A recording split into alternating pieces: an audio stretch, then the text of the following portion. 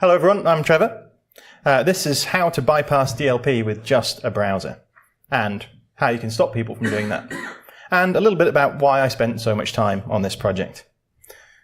There are two main aims I'm hoping to achieve today, and that's to secure your help with, one, improving DLP, which we're going to do by breaking out past it, and two, driving innovation across all areas of security which might not necessarily otherwise get it, which we're going to do by encouraging you to break things. We're going to show a couple of proof of concept exploits today for vulnerabilities that let normal employees bypass the data leak protections that their companies put in place. Companies like to imagine themselves in a bubble, in a little snow globe, if you will, of protection. They are a collection of employees, users, sometimes trusted third parties working together to create value, and the company wants to protect this value. This is to stop bad guys on the outside getting in, but it's also to stop the value that they're creating, often data, from leaking out. But sometimes one of those trusted insiders leaks that data. They decide they weren't happy at having not been promoted, or perhaps they were even influenced by an outsider in some way, depending on who your company is. So the rogue insider decides to leak your customer details, your algo trading software, even the secret recipe to your product. This is bad news, whether you're the company or the subject of the data leak. Up to 3/4 of companies think they've missed such a data leak already. And it's expensive. Ponemon says it's the most expensive type of cyber crime, up to $3.5 million, or over $3.5 million on average. And that's not surprising when you consider that workers can access a lot of data. I mean, depending on your company, but on average, more than half of workers can access some kind of sensitive data. This isn't especially a new problem, though. Over 200 years ago, engineers were coerced to divulge their designs. Back then, the medium was blueprints and paper. Over time, we can see this evolve. Still paper for the most part across many industries. We see the auto industry there. We see various different industries, and we see the evolution of the way that the data was leaked. So from paper-based, in the 2000s, we see the introduction of data being linked over USB sticks, uploaded to the cloud. Manning famously used a CD with Lady Gaga written on it. There's an interesting case with a hedge fund in the US that wound up dredging hard drives from a river. And banks in particular learned to scan outgoing emails. Towards the end, even last year, we see the evolution of stealthy extraction methods, which is where I'm going. So we can see over time, protections have evolved for the different ways in which insiders have tried to steal data. You can think of this model of data leak prevention as a hardened outer shell. And then on the inside, so the outer shell protects each channel that you're trying to leak data through. And on the inside, you've got protections that rely on the law or contractual obligations, and a new growing field of user behavior analysis. There's a more detailed version of this guy at the end. But what we're interested in is cracks in the edge, the new channels that people can try and leak data out of. So, to do this, I thought, well, how can I find how to get data out of my corporate PC without being detected? I had a look at it and said, well, what wires are there? What connections are there? And what every PC, every corporate PC being used by a normal user has is a screen. So,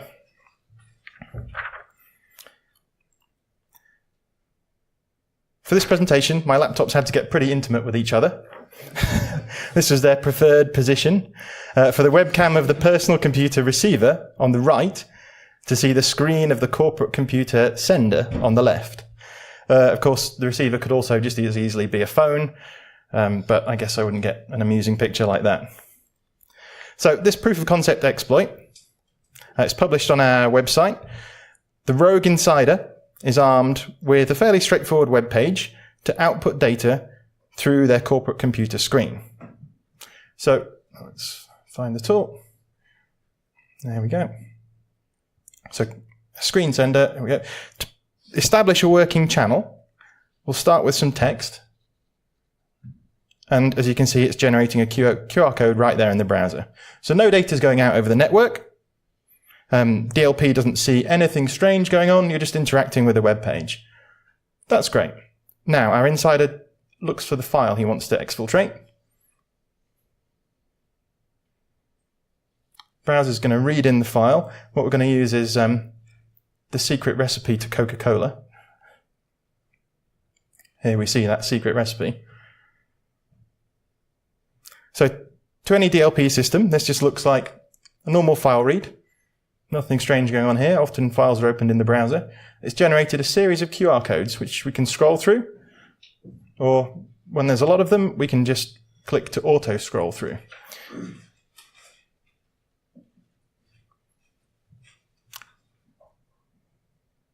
So now we move to the receiving computer. We've got an empty downloads folder. On the receiver, we open up the receive web app. Again, just simple web app, no special permissions needed. We can see the webcam is pointing at the screen of our sender. Okay, it's picked up that tiny QR code. Let's open the downloads folder. If I just arrange the screen a little bit there. Okay, let's move that to the right so we can see it.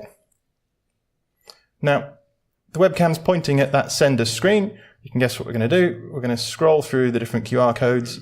It's picking up that empty text box one there. You see the scan. Right, now we're on to the file. Okay, you can see, oops, if I avoid clicking on it, sorry for that. I've given away what's next, haven't I?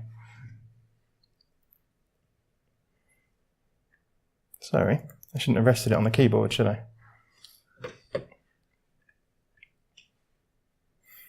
Okay, let's try that again.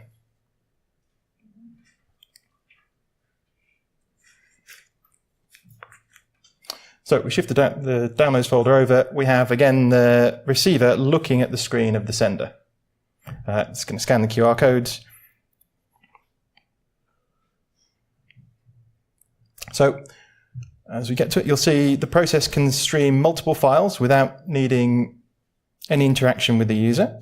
We're going to go through them now. You can see the file name. It identifies it as a file. It's got a section, a portion of that file, and some of the encoded data there. So each of those is being received onto the receiving computer as the sender auto scrolls through the series of codes.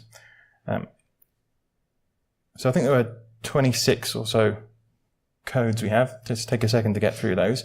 You'll notice they're all the same size. When we get to the last code, it should be slightly smaller because that's just going to be the remainder of the file at the end.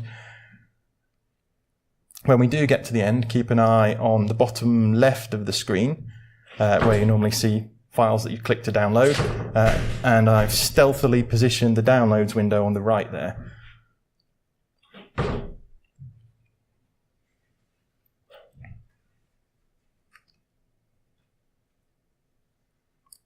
Okay, we're up to 20.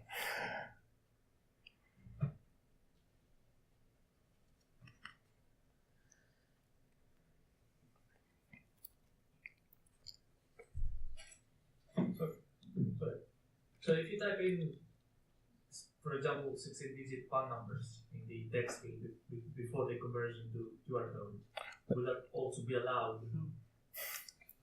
Yeah, you can type any text. You can type any text. And there we can see as a file, that's a binary file that we've exfiltrated in this way. So it's a binary channel. I mean, you saw from the picture there how pleased I am that it worked. I guess if the lady from the social engineering talk was earlier, then perhaps surprised. So that's great. We just took a file out of the corporate computer. It could be any data. It could be a larger one if you're willing to wait and have it scroll through the file. But I mean, speed's not our aim here. It's just to press through the file, right? It doesn't matter if it takes some time to do so. Can I take the question at the end, if that's all right, please? Thank you. So that's great, right? We found a hole. We found a way of getting the file out. But it's no good breaking things unless you're going to fix them. So let's have a go at doing that. Except I've clicked the wrong place. Let's go next. Right, so let's find a way to fix this.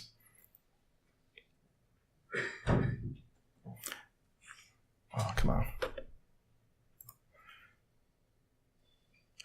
So here we're going to run exactly the same thing with a protection system I've created for it, running a data border, we're going to call it, I think. So I'll enable the screen protection. We're going to tell it we're going to block QR codes above 20 characters. So as we start to type here, it again creates that little QR code in the screen just for the text that we're typing. Excellent camera work by me.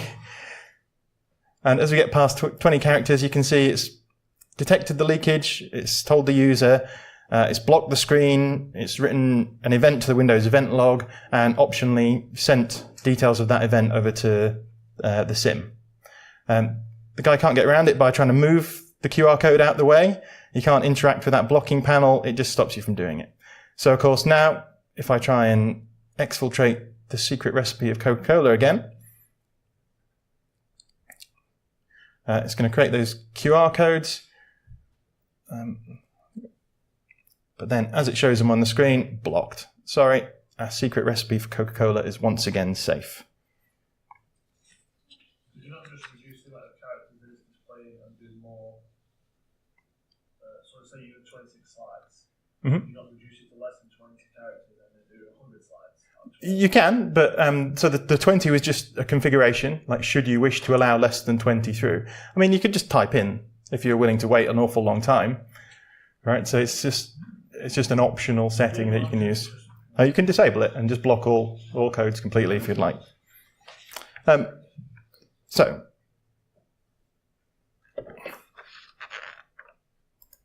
let's explore another avenue.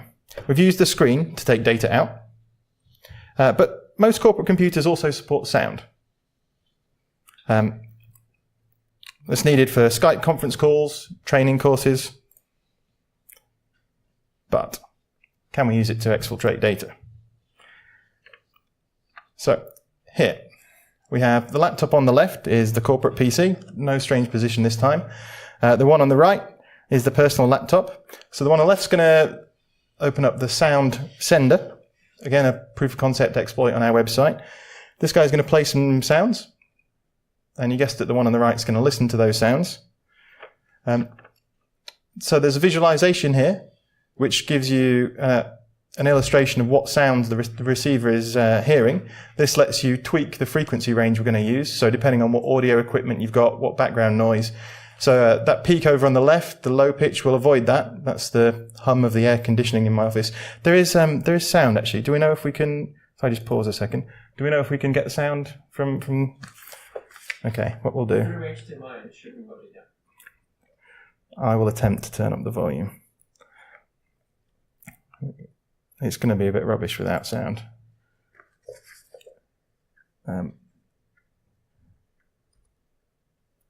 Let me see if I can get sound up high. It's up high. Okay. Right, sorry, carry on. Okay, so we've chosen a frequency range. We set the same frequency range on the sender and the receiver. So this is a frequency range that just suits the hardware we've got, just the little microphone that's built into the top of my laptop here. I'm not sure if you can hear, since it seems to be only coming out of here. Okay, I guess so. So as I told the corporate PC to send the data, it's turned that into sound, which has then been listened to and decoded back to data on the receiving computer. So we've got another channel to get the data out. Once we've established a text channel, of course, we can do some additional encoding on that. Okay, here comes my data.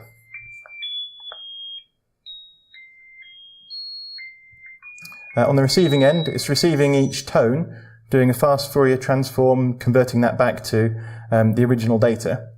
Let's go for a file though. Rather than the secret recipe of Coca-Cola, something a bit more representative. So we're going to use an AWS SSH encryption key. So here we go. The corporate PC is outputting that as sounds, and personal PC is listening in on those, converting it back to data, and you see it's recognized that as a file. If I just get the downloads folder ready again, it knows the file name, it's received that bit of the message. You can see the percentage increasing. As we get towards the end, again, keep an eye on the bottom left of the screen, where we should see the download, and it should magically appear in the downloads folder. Okay. It's very melodic, isn't it? I tell you get some funny looks when you're setting this up. People are like, where's those beeps coming from? Okay, so there's the file downloaded, and it's appeared into the downloads folder. So, glossed over a couple of little tricky complexities there, like managing the timing, given it's a one-way channel. A few other interesting facts there. There's it's a bit blurry, but there's a couple of presets for the frequency ranges, which include just outside of human hearing, so near ultrasonic sound. So if you want to do this a little bit more discreetly, especially as it takes some time, then yeah. As I was recording the demo, actually, I had a cleaner come into the office and give me the strangest look. Okay, so that's great. But what if there's some other ways that you might want to encode sound? Frequency modulation is one way. But if you only want to use one frequency, you've got rubbish equipment, you haven't even got a frequency range there. All you can hear is one tone. We'll get to that. We will. So, good old Morse code can be our proof of concept exploit for amplitude modulation. Again, corporate PC, you'll notice, by the way, that I've moved offices here now to try and avoid annoying people with those beeps. So the PC on the left is going to send the data, PC on the right is going to receive it.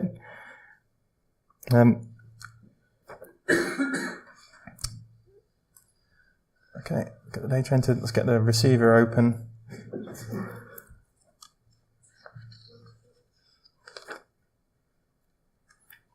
So here we can set the frequency that we're going to output.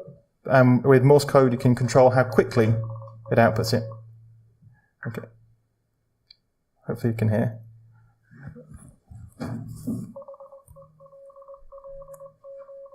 There we go.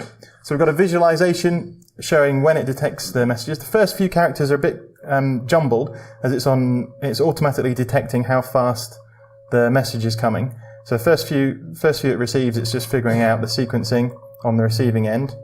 So we're just looping output there. Just change the message. Hopefully you can hear it.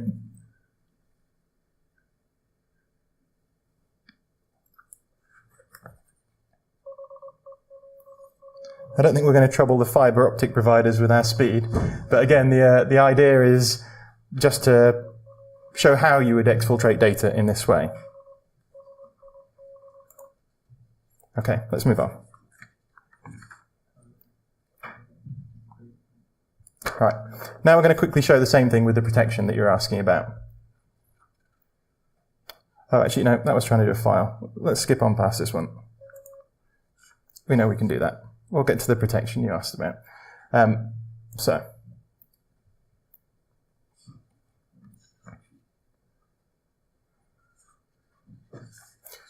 This time we've got the DLP system running again.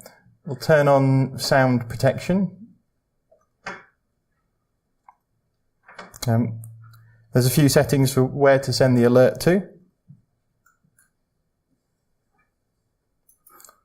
When we try to exfiltrate the data, it detects the output of a pattern of audio which doesn't seem to be for human hearing. Raises the alert to the security team, the same as before. So, users optionally notified and blocked. Here we've just muted them, which gives them the ability to unmute in case it's a false positive. Maybe they're listening to music, so they can unmute themselves. But the system, again, quickly detects it and mutes them.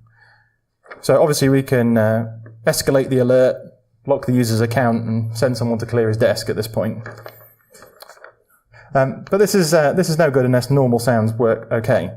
So this is the news from yesterday, just to show the system's running and its normal sounds get through unhindered. Why don't you change the sound to modulation like you were doing a modem, but lower the tone to audio tone levels? Mm-hmm. It's effectively the same thing. If you build the algorithm that knows that the data coming out isn't something that represents normal voice, normal speaking. So we're looking to detect sounds that you can predict. If you can predict the sound coming out, it's a systematic sound rather than voice. Can you say what text-to-speech? Well, I've not tried to. We've just tried to explore how you would take out data. I mean, there are many other ways to do it. I guess this is just trying to show ways that you could get a smooth data stream. What about using text-to-speech for basic in an American accent or an English one? Australian. Okay, so that's great. We've done Morse code, but while we're on Morse code, while I was young, I remember my dad and my granddad watching films where old warships signalled to each other by flashing a light, opening and closing shutters. So that gave me this next idea. So again, the computers adopt their preferred position of cowboy style.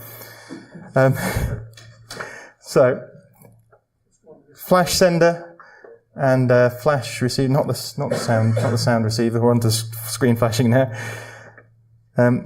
Here's me doing some expert filming. So our rogue data leaker's corporate computer is a modern version of the ship's strobe. By changing the color of part of the screen, the receiver is going to see that on its webcam, sense this, and you guessed it, convert it back to data.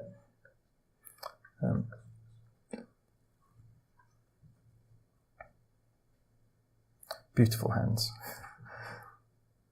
Okay, there we go. We've got the screen flashing. And we're picking that up on the webcam that's looking at that screen.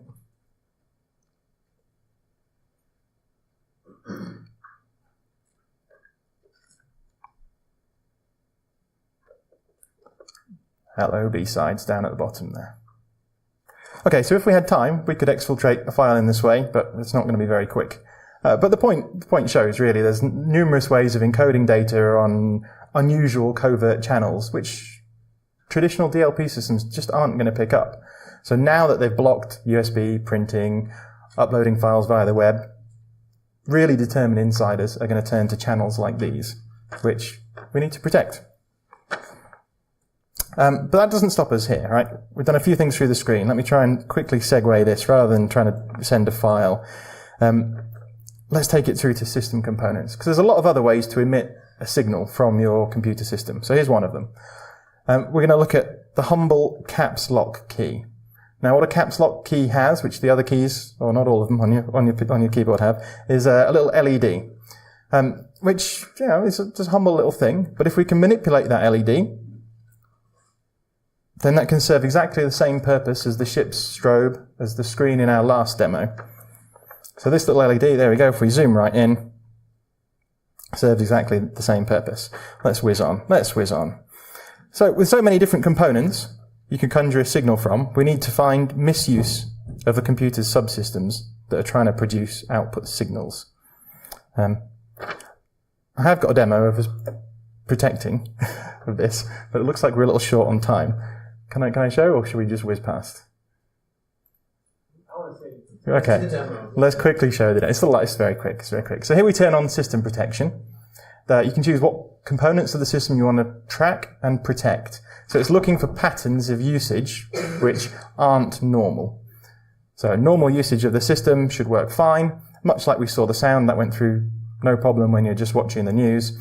Here, someone's manipulating the caps lock key, and so it spots that, raises the alert, sticks it into the event log, notifies the security team, and so a now super determined insider he's tried to do it through the screen, he's tried to do it through the sound, he's resorted to other strange ways of emitting a signal. He's now still going to get spotted, and there's no way to leak Coca-Cola's secret recipe anymore. So, in conclusion, we've taken a quick look at DLP in its current state, how it got to there. We found a couple of other ways to leak data out of the organization, and written a couple of quick proof of concept exploits to show that they work. But then we've used these as tools to develop protection to stop people taking data in that way. So I hope that's helpful. Please use this knowledge for good. The idea of breaking through DLP was to improve it rather than just bundle your company's data out of the door. Thank you very much for listening.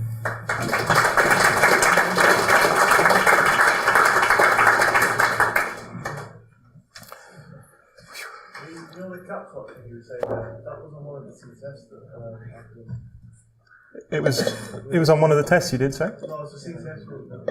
Oh, was it? It was a video on an office You basically have to figure out what it was, what was going on. Yeah. You have to figure out who's blinking light. Oh, really? So, because it was a video feed, Okay. you couldn't really zoom in on the light. Ah, I see. To figure out it. Yeah, so a lot of the ideas actually have been done in some way before. So I should mention there's a lot of other research I did in the early stages of this project to find the different ways that you could leak data, and LEDs is one of them. There's other people who are outputting signals through the wires inside a computer. So let's say manipulating the graphics card to produce GSM frequencies. But what I tried to do is develop a new use case here where you don't have to exploit the machine to start with. It's the use case focused on a determined insider who just wants to leak data out bypassing the protections their firms put in place. So that's why it's a browser-based tool. Right? I mean, you're right, there's quite a few other similar systems, like sending data through heat, even between two different PCs. So I was thinking of developing a version of the exploit that just blasts CPU. There's kind of Morse code coming out as either heat. I've even heard at Black Hat last week, there's someone talking about doing the same with the power consumed by a PC. So interestingly, we could try and track power usage, and if there's a pattern in the output, then we can hypothesize that someone's manipulating that to output a signal that someone looking at the power consumption is trying to read. Have you done any testing to see how fast you can get the data through? Obviously, someone's going to be wanting to send in something that will be very quick. I've done a little. It's not fast. I mean, the point was to proof of concept the exploit rather than write an effective communications protocol.